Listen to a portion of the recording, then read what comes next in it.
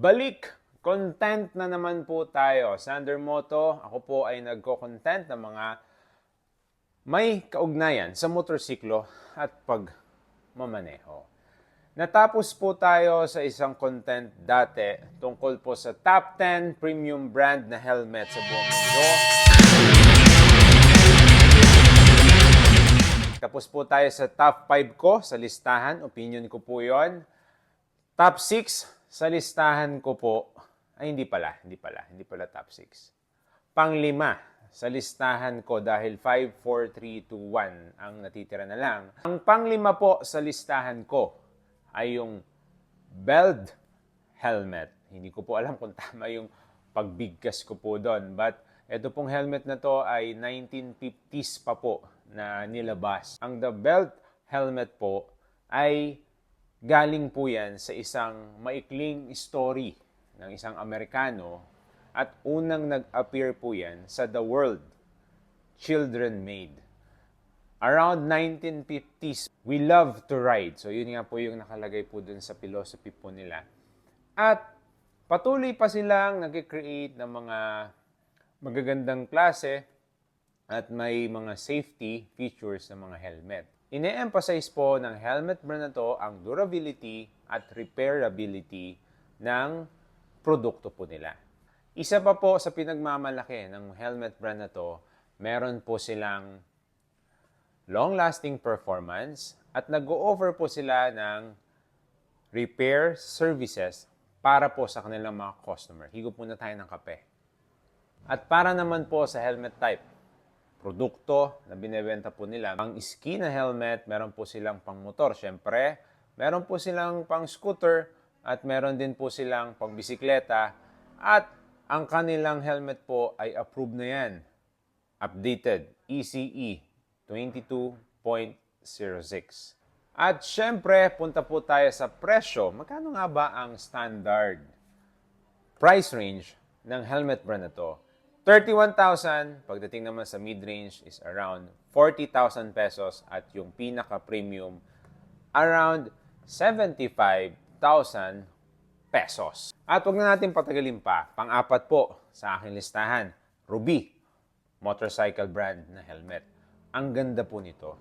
Bihira lang ako makakita ng helmet na kumikinang sa isang ulo ng rider. Ang Ruby brand na helmet po ay hindi po biro. Mahal po talaga yan. Konting background lang po sa Ruby brand na helmet. Nagpo-provide po yan ng maximum stability at carbon fiber material po ang gamit po nila. Kaya magaan. Pinagmamalaki po nila yan. At syempre, nagdaan po yan sa maraming proseso. Ginagaranti po nila na meron po silang maximum protection, safety, innovation, and style. Siyempre, punta tayo sa product lineup ng Ruby brand helmet. Meron silang eyewear, meron po silang helmet accessory, siyempre mga visor, at meron din po silang pambisikleta. Paano naman sa safety features ng Ruby brand na helmet? Nagmamalaki po nila, updated po ang kanilang safety rating, ECE 22.06. At siyempre, style, comfort, innovation, kasama na rin po doon. Kung ikaw po ay large in common size ng helmet, mag-one larger size ka para sa kanila. Yun yung kanilang highly recommended. Ang standard ay around 51,000. Pagdating naman sa mid-range price, 105 pesos. 105,000 pesos at 151,000 yung version na Tragic Heart helmet. Mura lang, di ba? Okay. Pagpatuloy po natin. Ito nga pala yung microphone ko, Sander Moto yung brand. Okay naman, 7 rhymes. Ang pangatlo sa listahan ko, wala nang iba kundi ang Japanese brand na Shoei. Shoei brand na helmet. Sino ba naman yung hindi nakakakilala sa brand na to? Madami nga pinepeke. Punta kayo sa Shopee, Lazada, may mga peke nito. Hindi ko na patatagalin, Japanese po ang point of origin ng helmet po na ito. At ilang dekada na, nandiyan yan sa market. Hanggang ngayon, ang gaganda ng mga design nila, umabot na ng Z7, Z8, di ko alam kung may Z9 na. At isa pa sa gusto ko dito, ang ganda ng padding po ng Shoei. Pinilit ko na magkakaroon ng brand na to, pero nasukat ko lang siya. Okay. At medyo nagustuhan ko nga yung Black An edition niya. Ang Shoei, ang sticker niyan, Shoei at Premium. Doon pa lang, makikita mo na agad quality, kalidad, gawa ng Hapon, handmade in Japan. Ilang tao po ang nagkikreate para magawa ang isang motorcycle helmet po na yan. Punta tayo sa mga types ng helmet. Siyempre, meron silang flip-up, meron silang modular, meron silang, or flip-up, sabi ko nga. At meron silang classic, meron silang tinatawag na half-face. Off-road, meron din. At siyempre, ang gustong-gusto ko, yung dual visor nila at yung racing. Punta na tayo sa presyo.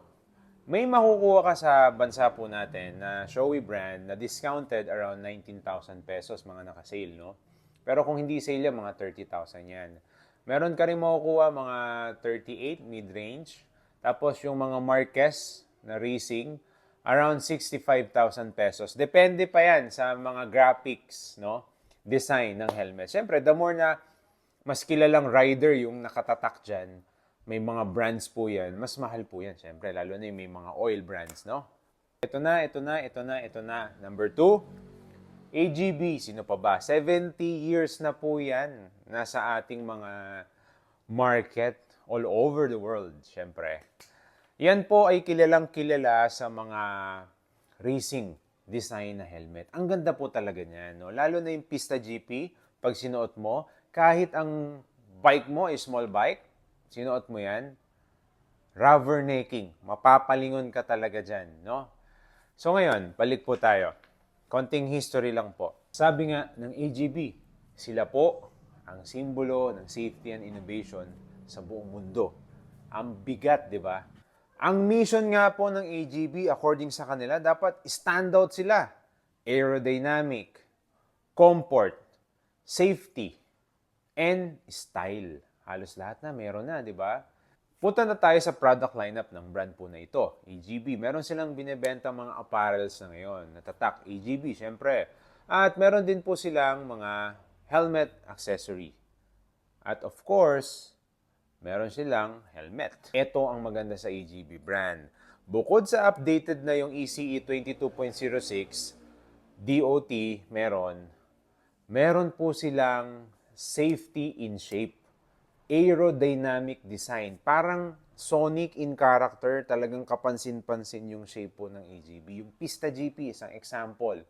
At syempre, meron silang collarbone protection, meron po silang side impact protection, at syempre, mas pinatibay pa ang mga shell sa loob po ng helmet na yon. At yung comfort, meron nga pong communication ready na rin eh, yung intercom ready. Presyo.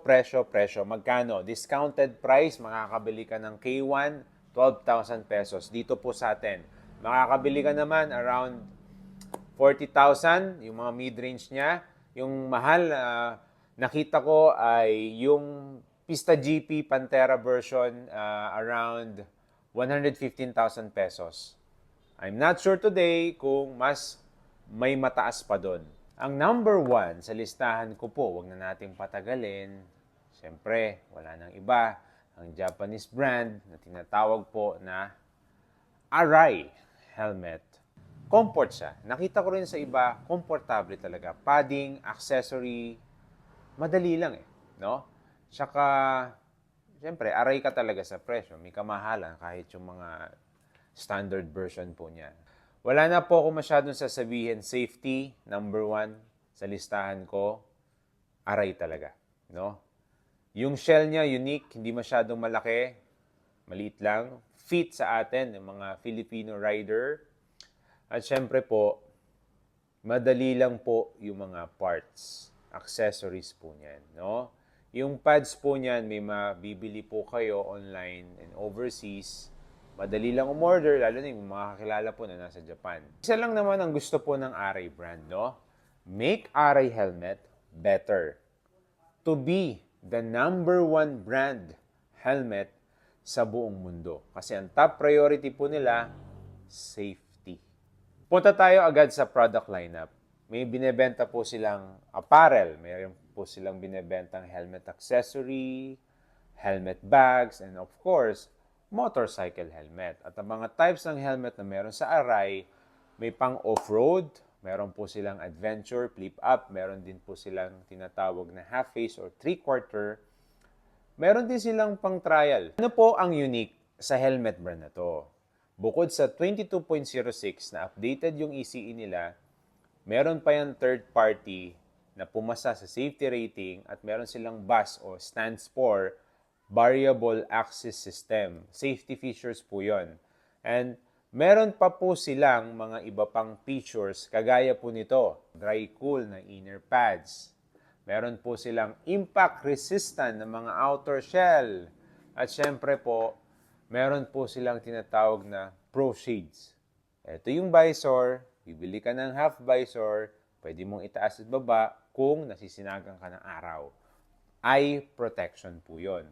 So, presyo. Makakabili ka ng Aray, full face, around 30,000 pesos. At makakabili ka ng mas mura doon, mga 10,000 below. Pero mga more than 5 years na, swerte mo kung makakuha ka pa ng mas mataas po doon. Touring helmet, around 40,000 pesos. At syempre, bakit nga ba number 1? Yung pinakamahal po kasi niya, Carvon, na 275,000 pesos. Hindi ko lang alam ngayon kung yun pa rin ba o mababa o mas mataas. Pero isa lang masasabi ko, yung Carvon na Aray, mahal po talaga yan. Maraming salamat po sa panonood. This is Sander Moto. Tinapos lang natin ang episode po ng Top 10 Premium Helmet Brand sa buong mundo. Ingat po tayo.